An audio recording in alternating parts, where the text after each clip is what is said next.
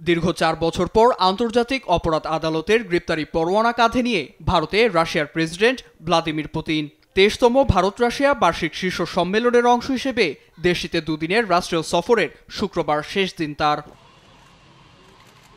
নয়াদিল্লির হায়দ্রাবাদ ভবনে অনুষ্ঠিত সম্মেলনে কৌশলগত অংশীদারিত্ব, বাণিজ্য ও বিনিয়োগের মতো নানা বিষয়ে আলোচনা করেন ভারতের প্রধানমন্ত্রী নরেন্দ্র মোদী ও রুশ প্রেসিডেন্ট ভ্লাদিমির পুতিন। এ সময় কোনো মেগা প্রতিরক্ষা চুক্তির ঘোষণা না হলেও অন্তত ৭টি চুক্তিতে স্বাক্ষর করে দুদেশ, বিনিময় করে স্মারকলিপিও। চুক্তিতে আছে জাহাজ নির্মাণ, বেসামরিক পারমাণবিক শক্তিতে বিনিয়োগ ও খনিজ পদার্থ সরবরাহের মতো গুরুত্বপূর্ণ বিষয়। সম্মেলন শেষে যৌথ সংবাদ সম্মেলন করেন দুই নেতা।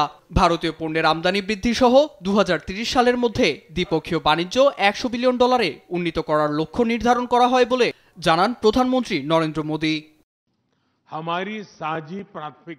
রাশিয়ার সঙ্গে আমাদের ২৫ বছরের বন্ধুত্ব। আমরা বাণিজ্য ও অর্থনীতিকে এগিয়ে নিতে চুক্তি করেছি। জ্বালানি সহ নানা খাতে তারা সহযোগিতার হাত বাড়াতে প্রস্তুত।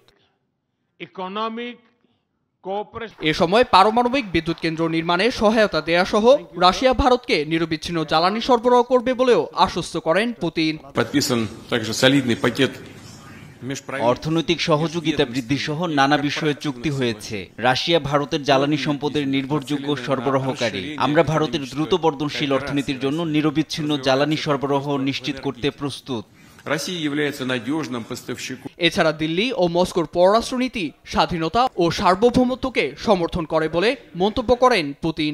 বলেন, একটি বহুকেন্দ্রিক ও ভারসাম্যপূর্ণ বিশ্ব ব্যবস্থা গড়ার লক্ষ্যে কাজ করতে প্রস্তুত দুদেশ।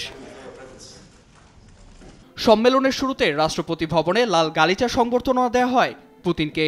২১ তোপের সালামি ও গার্ড অব অনারে তাকে স্বাগত জানান ভারতের রাষ্ট্রপতি দ্রৌপদী মুর্মুর।